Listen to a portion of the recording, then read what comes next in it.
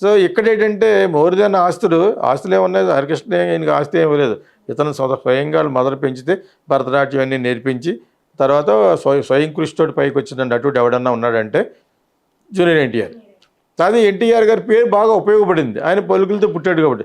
మనం చెప్పడం ఎందుకు, నాన్ తెలుగు స్టేట్స్ ఉన్నాయి, వాళ్ళే చెప్తున్నారు కదా, ఈ looks exactly like NT Rama Rao అని. ఎన్టీ రామారావు గారు తెలియని వ్యక్తి ఎవరు ఉంటారు కదా, is a tall star politician.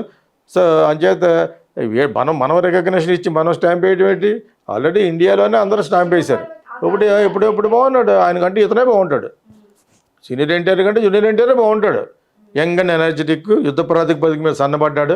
First సినిమాలో లావు ఉండేవాడు, తర్వాత సన్నబడ్డాడు, చాలా బాగా అయ్యాడు, మంచి నటుడు. ఎన్టీ రామారావు గారు పాట పాడేవాడు కదా, ఇతను పాట కూడా పాడతాడు. కన్నడ వచ్చు, మదర్ టంగ్ కన్నడ కాబట్టి. తమిళ మాట్లాడగలడు, తెలుగు మాట్లాడగలడు, హిందీ మాట్లాడగలడు, అండ్ మలయాళం తెలియదు నాకు.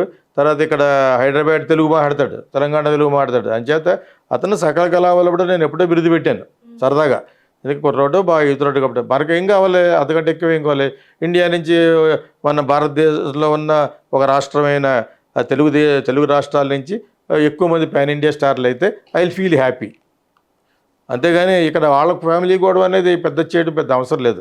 వాళ్ళు ఏదో పడతారో ఇది అయింది, అతను ఒప్పుకోలేకపోతారంటే వాళ్ళ యొక్క సంస్కారం అది.